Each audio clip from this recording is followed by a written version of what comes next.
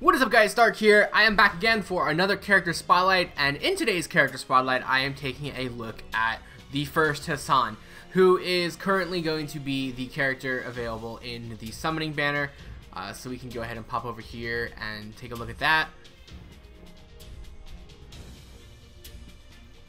So here we go, his banner is out until the 23rd, so you do have plenty of time as of recording this video in order to go ahead and get him. He's a fantastic servant, and hopefully this video will show you just why he is a good character and a good servant to pull on. So for those of you wondering, yes, you should pull on his banner. But anyway, he is a 5-star assassin who will go up to level 90, and at level 90 he will have 13,338 HP and 11,848 attack. This will rank him 30th overall in HP and 15th overall in attack. For his star absorption, he's going to have 98, and his star generation is going to be 25.5%. And for his normal Phantasm generation, it'll be 1% on his attacks and 4% on his defense. So, you know, being an assassin, he has very good star generation, and he's got pretty solid star absorption as well. And he also does have very good stats for his normal Phantasm generation. However, there are a few problems with him, and we'll talk about that in a little bit. But for now, we're going to go ahead and talk about his skills. So his first skill is going to be the Battle Continuation EX. This will grant him Guts one time over the course of 5 turns on a 7-turn charge time at maximum level. And at level 10, this will also heal him back. So when he's killed, he'll come back with 5,000 HP, which is absolutely ridiculous. You know, most Guts skills you come back with like 1 HP or like 1,000 HP. But no, even at level 1, this guy comes back with 3,000, which is some of the highest revival HP you can get. And then it goes up to 5,000, which is really nice. You know, it's some pretty good. It's one of the best Guts skills in the game. Unfortunately, that is all this skill does. It's just a Guts, and you know, if you do get this, you know, an unlucky break and you have to use the Guts in, like, say, the first or second turn, which can be pretty unlikely, but if it does happen, then you're going to be waiting for a while in order to use it again, and it'll just be a dead skill. But overall, though, it is a fantastic skill. His second skill is going to be the Protection of the Faith, A+++, or S. I'm going to just start calling them S's. I don't think there are any S skills anyway. But what this one does is a whole bunch of different things, and this will increase his own debuff resistance for 3 turns. This will heal himself. This will also increase his defense for 1 turn and his attack for 3 turns. So there is a ton going on in this skill, and it has a 5-turn cooldown, which is amazing. You know, you have 4 effects, and it still has a 5-turn cooldown. So that's going to be awesome, and one of those effects, or 2 of those effects rather, last for 3 turns. But you do get a 100% increase to your debuff resistance, so you're probably not going to get any debuffs on this character whatsoever. You're also going to heal back at 2,500 HP at level 10. So, you know, combine that, you know, say you get your Guts, you can go ahead and use this skill and heal back up. So that'd be 7,500 HP right away, coming back after you've already been killed. And he's got really good HP to begin with, so you basically have like half a life right there. And then you're also going to increase your defense by 40% at level 10 and your attack by 20% for 3 turns. So overall, this is a very good, very fantastic skill. Got a ton of different things in there, and you know, this is going to keep him alive a really long time, and it's also going to give him a little bit of an attack bonus as well. Third and finally, you have the Evening Bell EX. This will reduce all enemies' instant death resistance for 3 turns, as well as increasing his own Buster Card performance for 1 turn. So this will be a 50% increase to your Buster Card effectiveness on a 6-turn charge time, which is pretty good. You know, obviously the lower the better, but with a 50% increase on a 6-turn charge time, that's pretty good. And you also do get that 3 turns of reducing the enemy's instant death resistance for 3 turns. This is 100% at level 10. This is really good, and this will play in very largely with a couple other things in the character. But mainly, like, this character has a fantastic kit of skills, and it's really weird for assassins to have a kit like this. You know, he's got some Berserker and Lancer elements mixed in there. He's a very tough servant to kill, and he's going to be able to do some pretty good damage. However, one of the drawbacks to Hassan is the fact that he is actually an assassin. And obviously, when you think about it, you really can't say Hassan should be anything other than an assassin, especially because all the other ones are. But just because assassins have a low damage multiplier, you're going to just do less damage as a result of him just being an assassin, which kind of sucks. but he still is going to be very powerful and do a lot of damage in his own right. You just have to factor that into effect when you're planning your teams and things like that. Another thing is, this character is very tanky, and he is also a very good solo servant. He's also maybe more so a better solo servant than he is on a team, and I'll talk about that a little bit further on when we talk about his command cards. But this character is very capable of soloing. He's got a ton of defensive capabilities. He's got some great heals. He's got some attack boosts. You know, as an assassin, he has very good critical star generation, and obviously if you're soloing, then it doesn't matter what your star absorption is, but he does have really good star absorption as well. Well, not really good, but he's got like average star absorption, so even on a team he can get, you know, a pretty good amount of stars coming his way. The only thing he really lacks is like a crit damage increase, like something like that, like some sort of crit skill. But this character is very good at soloing, and I might do some solos with him on my own since I do have him. So if you haven't seen that video, feel free to check out that video for my Hassan pulls. Anyway, though, let's go ahead and talk about his passives. And this is probably the first time I'm actually going to talk about them a little bit more in depth, because you guys can see on the screen here, Hassan has 4, and the last one is going to be the one I'm talking about. But first up is the Magic Resistance B, which will increase his debuff resistance by 17.5%. Combo this with his skills, and again, you're not going to get any sort of debuffs on him. He also has the Presence Concealment A, which will increase his star generation rate by 10%. You know, assassin skill, perfect there. Independent Action B increases own critical damage by 8%. So there you go, you get a little bit of a bonus to the crit damage. And then finally, this is going to be a unique skill, and it's going to be the At the Boundary A. And what this one does is, it will grant him instant kill immunity, so he can't be killed with instant kill, which is fair. You know, he is the first Hassan, King Hassan, whatever you want to call him. He shouldn't be getting insta killed. He's also going to be able to increase his own charm resistance by 100%, so no charm for you. That's probably not going to work. Although it's not immunity, it's just resistance, so there are chances he could actually get charmed. It's very unlikely though. And last but not least, you have a 5% chance to instant kill enemies with your normal attack. Now this one's really cool. You can just be able to wipe out, you know, regular fodder enemies with his normal attack. It does work pretty well with his third skill, you know, being able to lower their death resistance and then get the 5% chance to get the instant kill. It's probably not going to go off too often, but it's there and it will trigger. And if you are soloing with him, you're going to have a lot more normal attacks, and you're going to have consistent normal attacks, and that will also increase the likelihood of this skill triggering. So this is really cool, and this is honestly what I feel like passives should be on characters. They should have things like this, where they are unique to their own character, and they help the character's kit a little bit. You know, nothing tremendous, but it's always nice to have, as opposed to just having like the generic skills like Presence Concealment. You know, it's not a bad skill, but all the assassins have it, so it's not really that unique. Anyway though, enough about that. Moving on to his Ascension material. First up is going to be the 5 Assassin pieces and 100,000 Quantum pieces. For his second Ascension is going to be 12 Assassin pieces and 22 Evil Bones, as well as 300,000 Quantum pieces. For his third Ascension, it's going to be 5 Assassin Monuments, 29 Evil Chains, I said that wrong, Chains of Fool, 2 Curse Beast Gallstones, and 1 million Quantum pieces. And then for his fourth and final Ascension, you're going to need 12 Assassin Monuments, 4 Cursed Beast Gallstones, 24 Void Dusts, and 3 million Quantum pieces. Next up, for his skill enhancements, he's going to need 17 Gems of Assassin, Magic Gems of Assassin, and Secret Gems of Assassin. He's going to need 44 Chains of Fool. He's going to need 44 Evil Bones. He's going to need 59 Deadly Poisonous Needles, 24 Ghost Lanterns, 1 Crystallized Lore, and 54,400,000 Quantum pieces. So as for the order in which you should level up his skills, obviously this is just an opinion, but I do feel like his Protection of the Faith should be the first skill that you level up, quickly followed by the Evening Bell, and then finally his Battle Continuation. So Protection of the Faith has the most, you know, in it. You know, you're going to get the heal, the attack increase, and defense increase. And this is pretty much going to be your bread and butter skill, so to speak.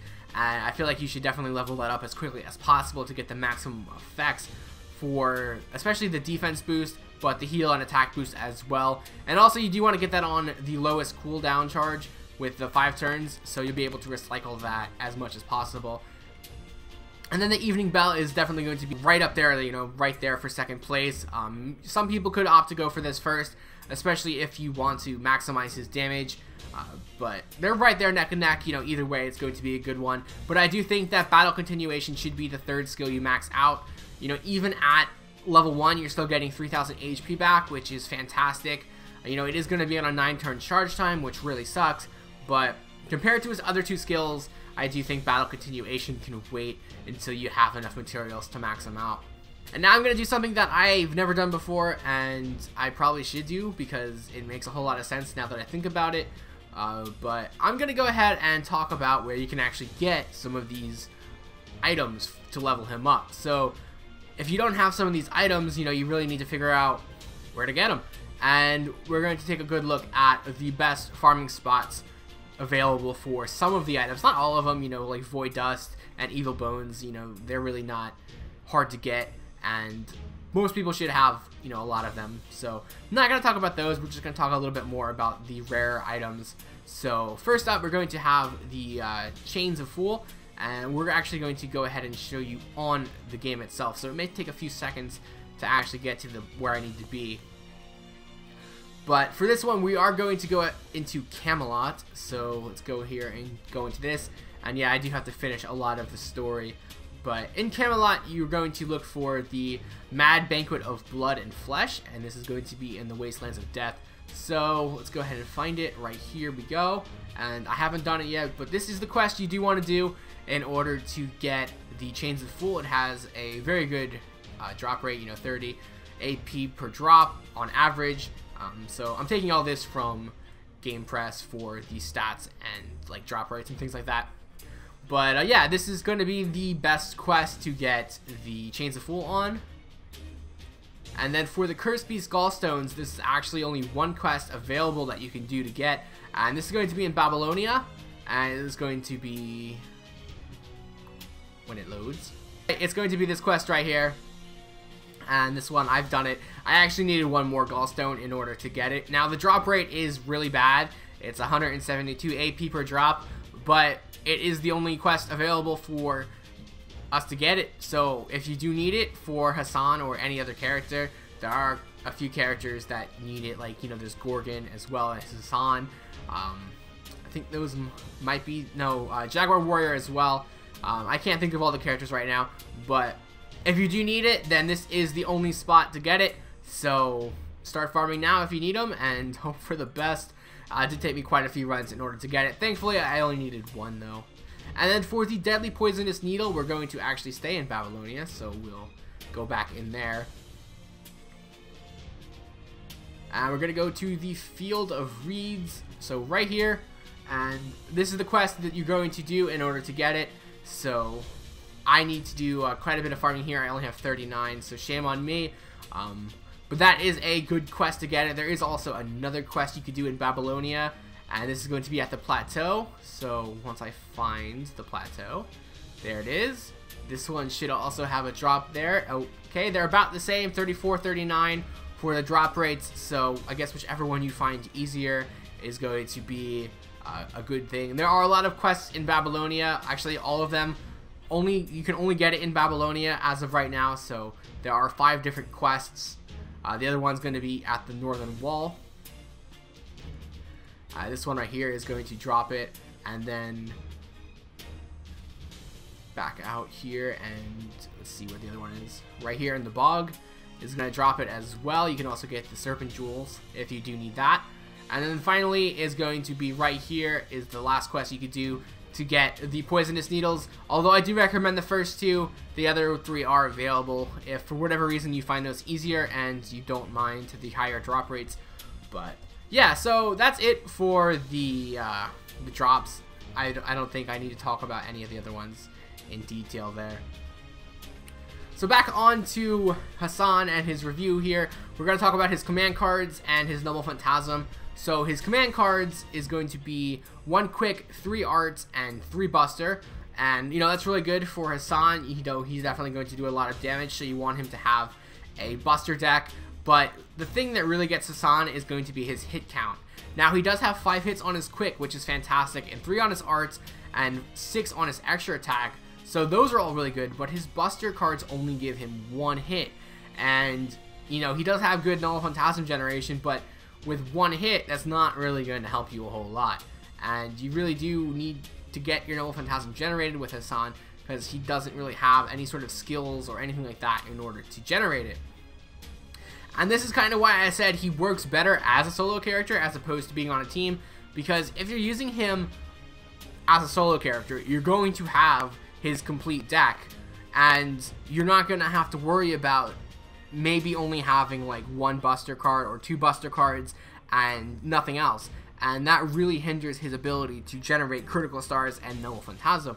But if he's soloing, then you can pick any sort of combination you want and you're good, and you'll always get that extra attack because you're always going to be getting 3 of his cards off on the same turn, and that will make his Null Phantasm generation and his critical generation and absorption just go through the roof. So it is what it is. You know, Hassan does do a lot of good things, but that is just one of the drawbacks to that character. It's just one of those things that you're going to have to live with if you do decide you want to use him. As far as Null Phantasm though, it is going to deal damage to 1 enemy, and this will also have a chance to instant kill that enemy. So this is a very powerful Null Phantasm. It's not the strongest in the Assassin class. However, if you do level it up to Noble Phantasm 2, it will take the crown for the strongest Assassin Noble Phantasm in the game, just eclipsing Jack. Now this doesn't factor in the fact if Jack is going against a female enemy, she will definitely blow Hassan out of the water as far as damage goes. But just as far as base damage goes, if you do have Noble Phantasm 2 or higher, he will eclipse Jack in overall damage for the Noble Phantasm.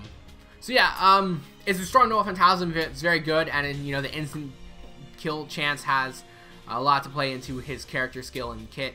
But I'm just gonna go ahead and there's not really much I can really say about it. It's very powerful, and it's gonna do a ton of damage. So I'm just gonna go ahead and show you what it looks like, and then I'll see you guys in a couple seconds.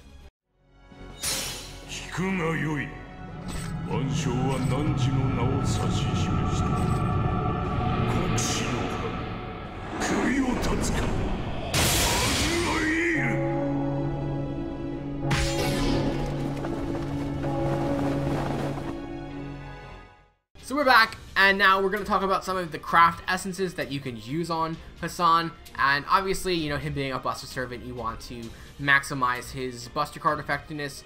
But first up is going to be his maximum Bondcraft essence, which is going to be the Mountain Abyss. And while equipped, this will increase debuff resistance by 100%. So really, you don't need this one. You already have tons of debuff resistance, so you're probably never going to use this one. But some good ones to use are going to be the Holy Night Supper, which will start you with 30% of your gauge filled, as well as increasing your critical damage by 10% and your Null Phantasm damage by 10%. And if you max limit break, it'll be 50% to start with the gauge, and 15% for your critical damage and Null Phantasm damage. So this one is really nice. You know, you get that gauge start at the beginning of the fight, which is going to be very helpful to get his Null Phantasm off, but you're also increasing your critical damage and your Null Phantasm damage.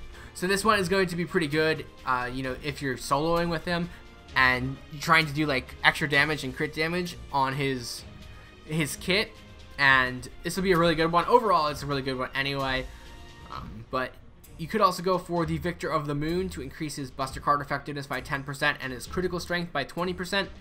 So if you do have some way of reliably getting him his Null Phantasm generated, or if you're in a really long fight, then this one could potentially outweigh Holy Night Supper as a good option for you to use.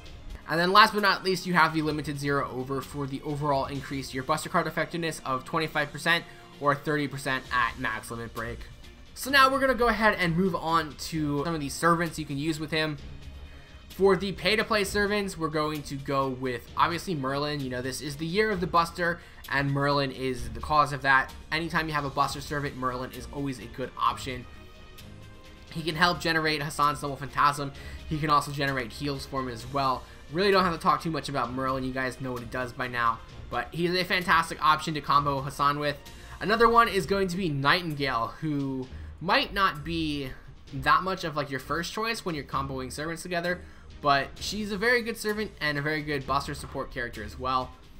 She does have a targetable heal that can help Hassan with his survivability, even though he really doesn't need it. But if you want to make Hassan a super tank, then this is going to be a really good option there. She also does have that Buster card increase for 3 turns at 50%, so you could use that, and you also have Hassan's Buster card increase as well.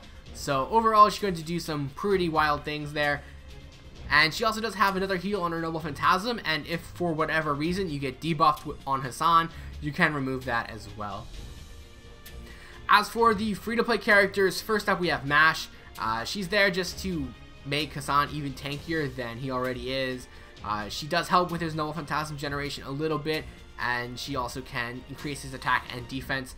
So Mash is always a safe option now that she has like all of her upgrades. Not all of them, but now that she has some upgrades, and she's definitely a much more viable servant.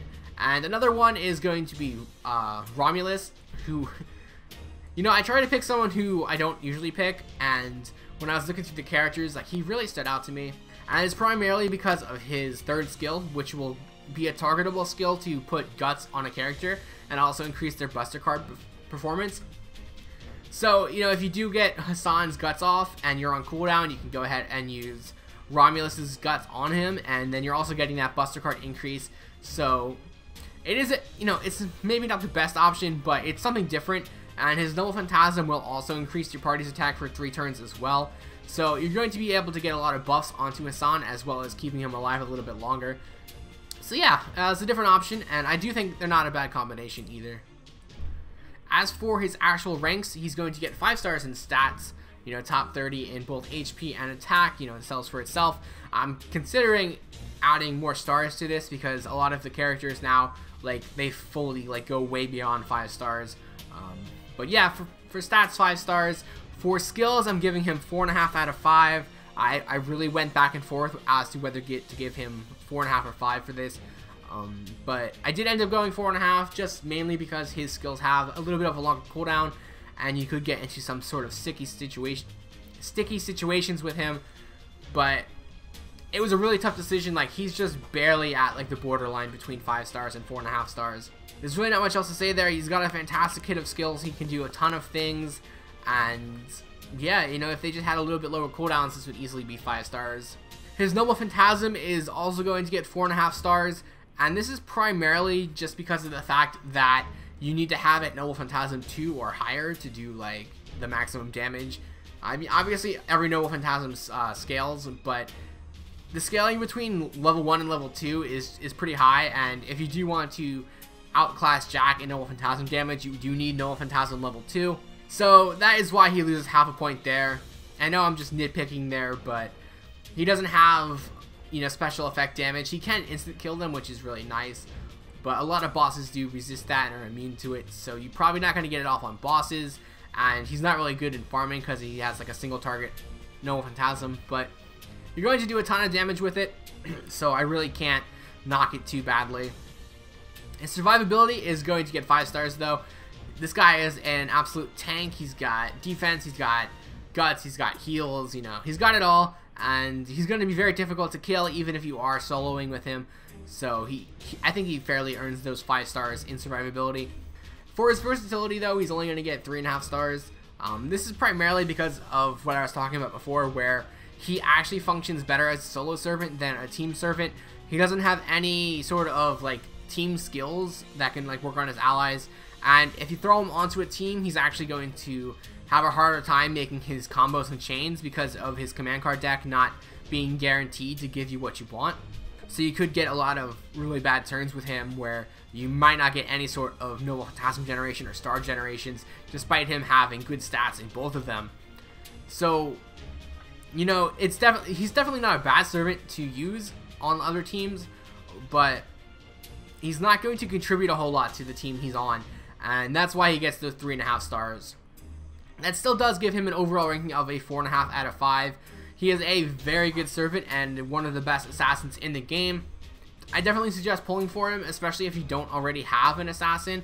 And if you do get him, you know, congratulations, he's a fantastic servant, and have fun using him and have fun soloing and causing a lot of destruction with the first Hassan.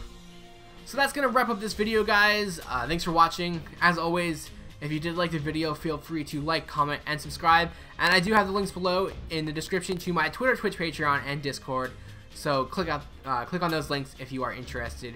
And thanks for watching, guys. I do have a ton of videos planned for this week, so stay tuned for all those, and I will see you guys next time.